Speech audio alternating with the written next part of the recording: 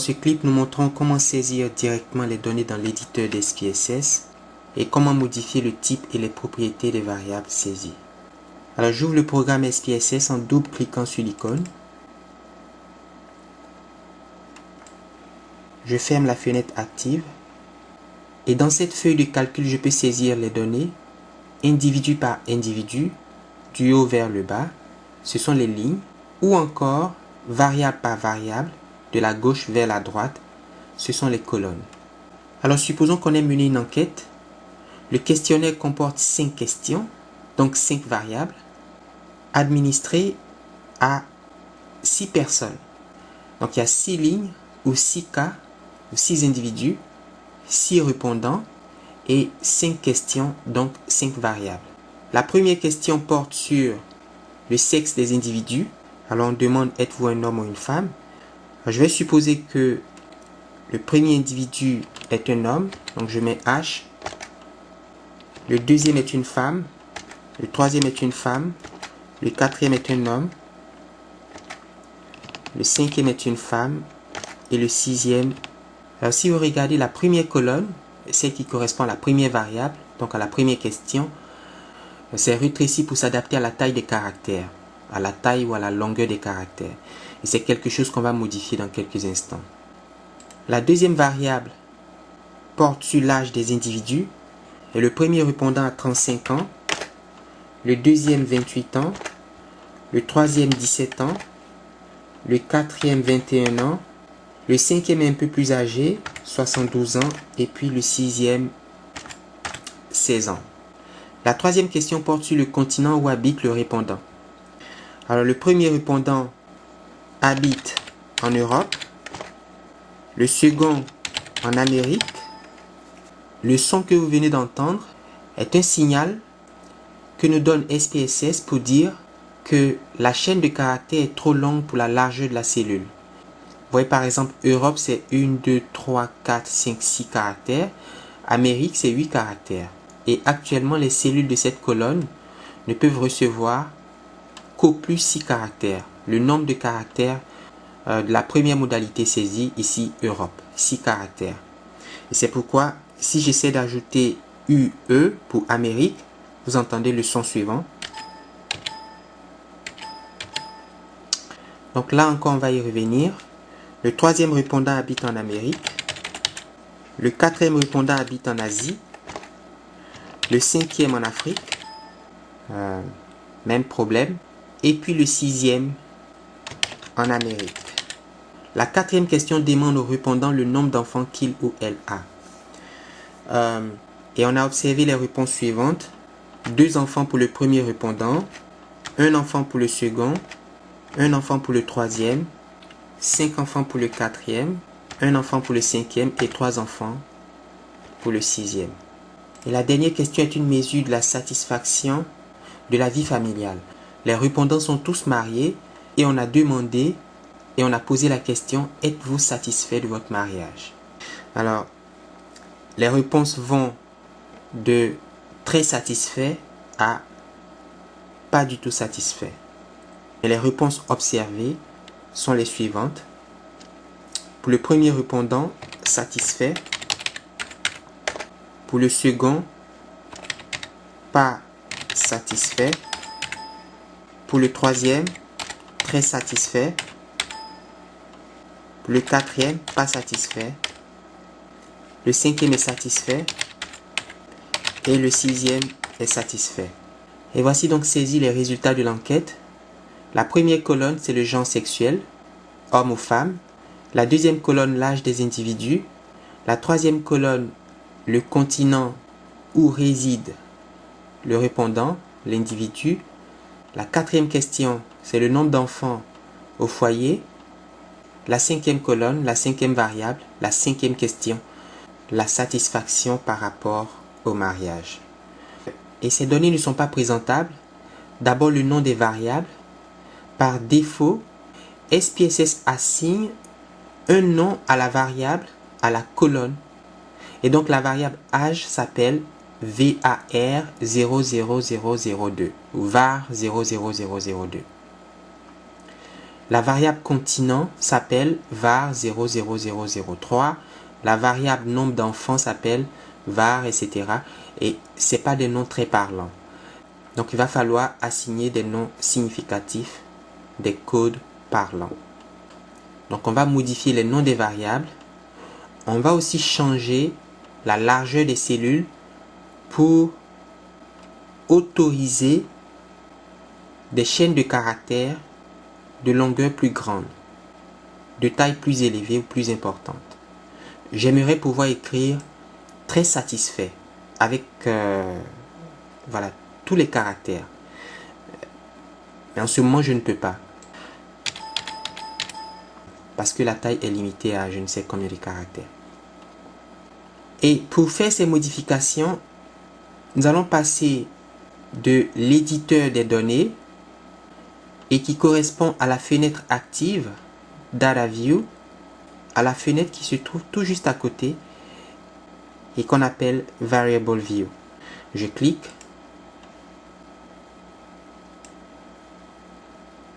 C'est ici qu'il faut faire les modifications. La première colonne, ça dit Name. C'est donc ici qu'il faut changer le nom des variables pour assigner des noms significatifs. Alors souvenez-vous, la première variable, c'est le genre sexuel. Je vais écrire simplement sexe. La deuxième variable, c'est l'âge. Donc je vais écrire âge. La troisième variable, c'est le lieu d'habitation, mais on a dit le continent. Donc je vais écrire. La quatrième variable, c'est le nombre d'enfants au foyer. Je vais écrire nombre enfants. Et la cinquième variable, c'est la satisfaction pour le mariage. Et si on écrivait bon, on peut écrire satisfaction mariage. Satisfaction mariage. Je vais agrandir pour mieux voir les noms. Et pour voir si les modifications ont pris effet, on peut retourner à Data View. Ouais, donc là, on est dans Variable View. Si je clique sur Data View, je retourne à mes données. Et vous voyez que la première colonne, c'est sexe. On ne voit pas bien parce qu'on n'a pas encore modifié la largeur des cellules. Et on va le faire dans quelques instants.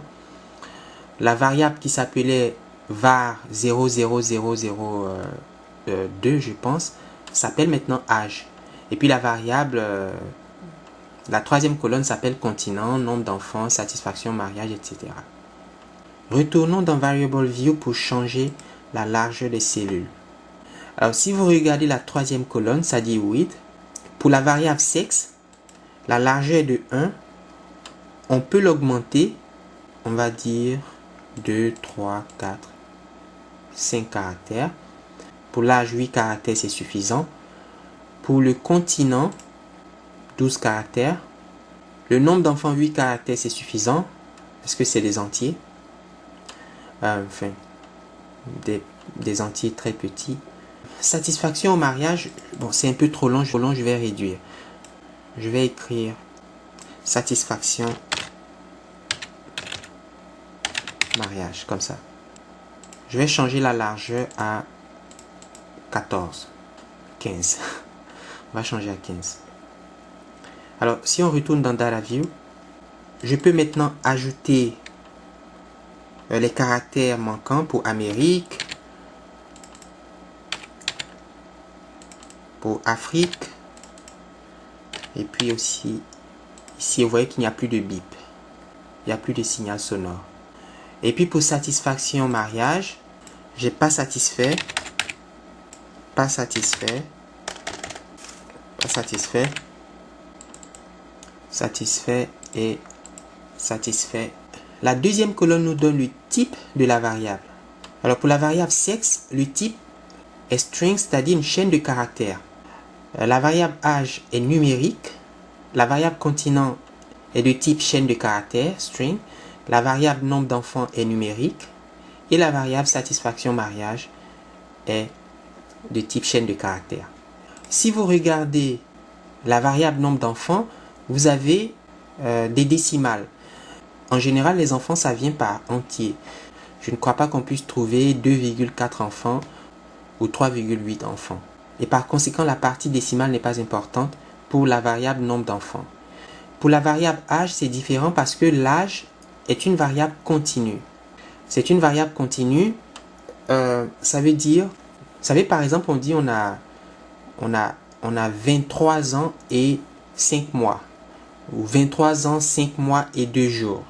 Et on peut convertir les mois, les jours, les heures, les secondes, les minutes en années et donc trouver des âges qui ont des parties décimales. Un individu pourrait dire j'ai 17 ans et demi, ou j'ai 24 ans et demi, ou j'ai 35,43 ans.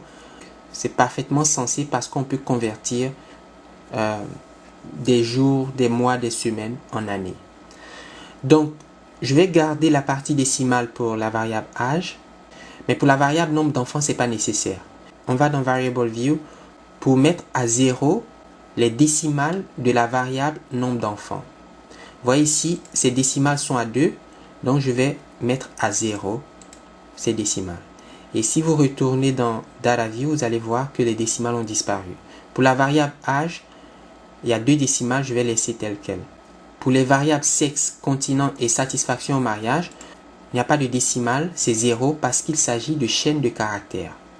Donc, retournons dans Data View pour voir et vous voyez que les décimales ont disparu.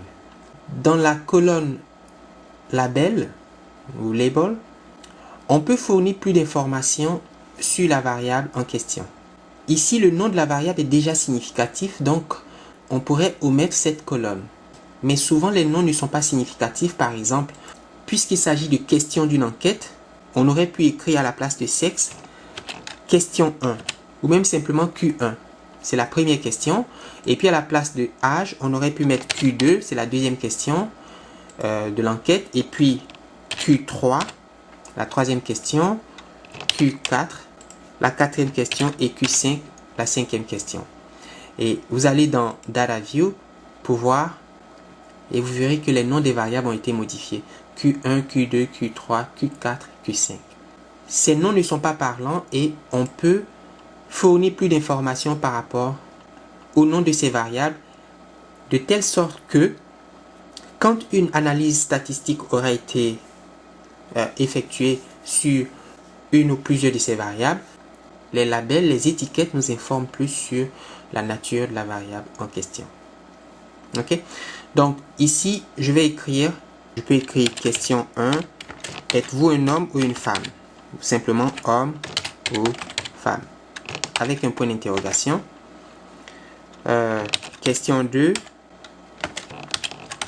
quel est votre âge? Question 3, quel continent habitez-vous? Ou simplement votre continent ou le lieu de votre continent. C'est mieux, je vais écrire lieu continent. C'est une question. Quatrième question. Combien d'enfants avez-vous? Combien d'enfants avez-vous? Et puis la cinquième question, c'est êtes-vous satisfait de votre mariage? Êtes-vous satisfait de votre mariage? Alors, je le répète, ça va être important dans les résultats de l'analyse statistique. Voir que la variable Q1 correspond à une question qui demandait aux individus, aux répondants, au sujet statistique, leur genre sexuel, que la question 2 demandait l'âge, etc. Ça va faciliter l'interprétation. Pour la sixième colonne values, on va y revenir. Alors, missing, c'est pour les données manquantes. Bon, dans mon enquête, aucune donnée ne manque, donc je n'ai pas modifié les paramètres de cette colonne. Mais on verra des exemples où il sera important de préciser la nature des données, c'est-à-dire le contenu des cellules pour une variable donnée. Est-ce qu'une case vide signifie une donnée manquante ou est-ce la valeur 0? Il faudra préciser l'information dans la fenêtre qui s'ouvre quand on clique voilà, dans la case missing pour la variable en question. Donc ici, on va mettre des informations pour, soit parce que le répondant n'a pas voulu fournir l'information, ou simplement parce qu'on a perdu l'information pendant le dépouillement. Colonne je passe. Alors, si vous allez dans Data View, vous voyez que les informations saisies sont tantôt poussées vers la gauche et tantôt poussées vers la droite. Et puis, l'âge, c'est indenté vers la droite, le continent, c'est indenté vers la gauche, etc. On peut modifier en changeant dans la colonne qui dit aligner. Moi, je vais toutes les centrer. Donc, je clique sur Center, centrer, centrer et centrer. Et si on retourne dans Data View, vous voyez que c'est partout centré. Alors, nous arrivons à une caractéristique très importante des données, et c'est ce qui nous donne la nature de la variable. La nature de la variable, ou ici la nature de la question posée. Au répondant, on a posé la question du genre sexuel. Êtes-vous un homme ou une femme?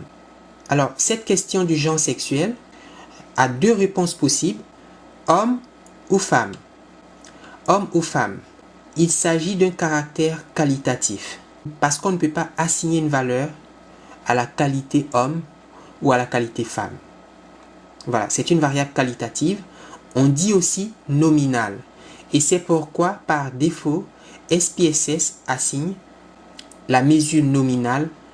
Remarquez que l'information qui a été saisie pour la variable Q1 est en chaîne de caractères et par défaut, une variable dont les cellules ou les cases contiennent des chaînes de caractères est traitée comme une variable nominale, donc une variable qualitative. D'accord? Q1 est de type string. Si vous regardez ici, la question Q1 est de type string. La question Q3 est string. Et puis la question Q5 est string. On veut dire par là que les informations saisies sont des chaînes de caractères. Vous voyez, c'est des mots. Et donc, dans Variable View, ces variables sont qualitatives ou nominales. C'est donc le type par défaut. Pour la question quel est votre âge? Alors, si vous cliquez, SPSS vous offre trois choix. Le premier, c'est Scale, qu'on traduit par échelle. Et vous voyez que l'icône de Scale, c'est comme une règle graduée. Vous voyez le petit rectangle jaune, c'est une règle graduée. C'est le type des variables quantitatives, continues ou discrètes. Si une variable est quantitative, continue ou discrète, on va lui assigner le type Scale. Ok? Donc, je vais cliquer sur Scale pour la question quel est votre âge? Pour la variable Q2.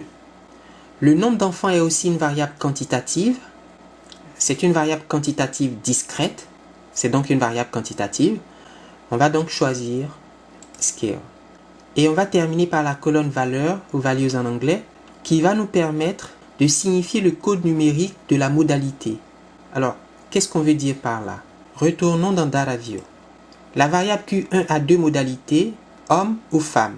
Si au lieu d'entrer les informations en chaîne de caractères, je saisis un code numérique pour désigner le genre sexuel, par exemple pour les hommes, je vais choisir le code 1 et pour les femmes, le code 2. Donc à la place de H, je tape 1, à la place de F, je tape 2, 2, 1, 2 et 2. Pour la troisième variable, pour la troisième question, je fais la même chose. Je peux saisir un code numérique pour désigner le continent. À la place de Europe, je vais mettre 1. Pour Amérique, le code 2. Pour Asie, le code 3. Pour Afrique, le code 4. Et pour Amérique, le code 2. Et puis enfin, pour la satisfaction au mariage, on va supposer que l'information a été mesurée sur ce qu'on appelle une échelle de Likert. Et ici, notre échelle peut prendre les valeurs de 1 à, on va dire, 4. 1 pour pas satisfait. Donc, chaque fois que je vois pas satisfait, je mets 1. Et puis ici, j'ai pas satisfait, je mets le code 1. Satisfait 2. Et puis très satisfait, 3. Donc notre mesure de la satisfaction au mariage varie sur une échelle de Likert de 1 à 3. 1 pour l'insatisfaction, pas satisfait, 2 pour satisfait et 3 pour très satisfait. Ok? Mais vous voyez donc que ces valeurs pour la question 5 ont un sens. La variable Q5 devient une variable ordinale. Elle est qualitative, mais parce que le code numérique a une signification propre. 1, ça veut dire que l'individu n'est pas satisfait. 3, ça veut dire que l'individu est très satisfait. Donc cette progression sur une échelle qui va de l'insatisfaction à la satisfaction permet de donner un sens aux valeurs mesurées pour cette question. Au contraire, pour les variables Q1 et Q3, pour les questions 1 et 3, qui portent respectivement sur le genre sexuel et le lieu d'habitation, le continent où habite le répondant, ces codes n'ont aucun sens. Dire qu'un individu a le genre sexuel 1, ça ne veut absolument rien dire. C'est juste une façon convenable de représenter une information. Et cette information, c'est qu'il s'agit d'un homme. Et puis quand on voit 2, on va dire qu'il s'agit d'une femme. Mais la valeur 2 en elle-même ne veut absolument rien dire. Même chose, quand un individu nous dit qu'il habite l'Afrique et qu'on lui donne le code 4, ça ne veut rien dire. Il n'y a aucun lien logique entre l'anti 4 et puis le fait d'habiter en Afrique. Ou encore l'anti 2 ou la valeur 2 et puis le fait d'habiter en Amérique ou d'habiter en Europe ou en Asie. Ok? Par contre, pour la question Q5, ces codes ont un sens. On peut traiter la variable Q5 comme une variable quantitative et c'est précisément une variable quantitative discrète. Elle est qualitative ordinale, mais codée numériquement, elle devient quantitative discrète. Et c'est pour cette raison qu'on va retourner dans Variable View pour modifier le type de la variable Q5. On va changer cette variable, la variable Q5, la question Q5, en une variable ordinale. Alors, je n'avais pas remarqué que quand vous pointez la souris sur le nom de la variable, ça vous donne le label. Vous avez Q1, homme-femme, Q2, quel est votre âge, Q3, le lieu de votre continent, Q4, combien d'enfants, et Q5, êtes-vous satisfait au mariage. Vous voyez que c'est beaucoup plus précis que de mettre Q1, Q2, Q3, Q4 et Q5. Donc, on va retourner dans Variable View. La question Q5 n'est plus nominale, mais est ordinale. Elle est ordinale. Alors, c'est une variable ordinale, mais parce qu'elle a un code numérique, on peut aussi la traiter comme une variable quantitative. D'accord? On pourra faire des analyses statistiques sur la variable ordinale, comme on fait des analyses statistiques sur une variable quantitative discrète, une variable de type scale. Et puis pour le continent et le genre sexuel, on va garder tel quel, on va les garder nominales. On ne va pas modifier, même si on a changé les codes, on a assigné des codes numériques, mais ces codes n'ont, pour ainsi dire, aucune signification. Donc, ça n'affecte pas la nature de la variable. Puisqu'on a modifié les codes des variables nominales, genre sexuel et continent où l'on habite, on va dans la colonne Values faire correspondre à chaque code numérique sa signification réelle. Et par exemple, pour la première question, le genre sexuel, si je clique dans la cellule Values, il apparaît cette fenêtre qui me demande d'entrer une valeur. Alors, la valeur en question, c'est le code numérique. Nous avons deux codes numériques, 1 et 2. 1 pour homme et 2 pour femme. J'entre la valeur 1 et puis ici, je mets homme dans label et puis je clique sur Add et là, SPSS ajoute que 1 égale homme. Et je fais la même chose pour femme, 2 et puis label femme, j'ajoute et je clique sur OK.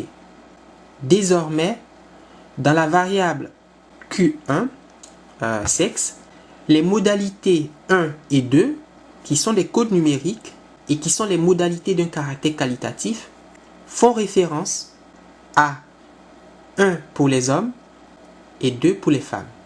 Un homme a le code 1, une femme a le code 2 et c'est maintenant reconnu par SPSS. Ça va aussi faciliter l'analyse. Je fais la modification pour la variable Q3, le continent d'habitation. On a 4 continents. Le code 1 fait référence à l'Europe. J'ajoute le code 2 à l'Amérique. J'ajoute le code 3, je crois, à l'Asie. Et le code 4 à l'Afrique. Je pourrais aussi signifier les valeurs de la satisfaction au mariage. On a dit que ces valeurs ont pour nous un sens puisqu'il s'agit de mesures sur une échelle de Likert. La valeur 1 correspond à pas satisfait. Donc pas satisfait. J'ajoute. La valeur 2 correspond à satisfait. J'ajoute. Et la valeur 3 correspond à très satisfait. J'ajoute et je clique sur OK. Alors retournons dans DataView pour voir ce qui s'est passé. Alors les données sont intactes. Si vous regardez ici, vous avez cette icône qui dit valeur des labels. Si vous cliquez, vous voyez apparaître la signification des codes numériques. Et ça c'est très intéressant, c'est très parlant. Et c'est bien pour qui veut comprendre les résultats de notre enquête ou simplement nos données. Donc quand je clique encore, je retrouve les valeurs brutes. Je clique le code, les valeurs, le code, les valeurs. Alors ici on peut agrandir. Désormais vous savez comment saisir vos données dans l'éditeur des données de SPSS. Vous savez aussi comment modifier ou préciser le type et les propriétés des données saisies.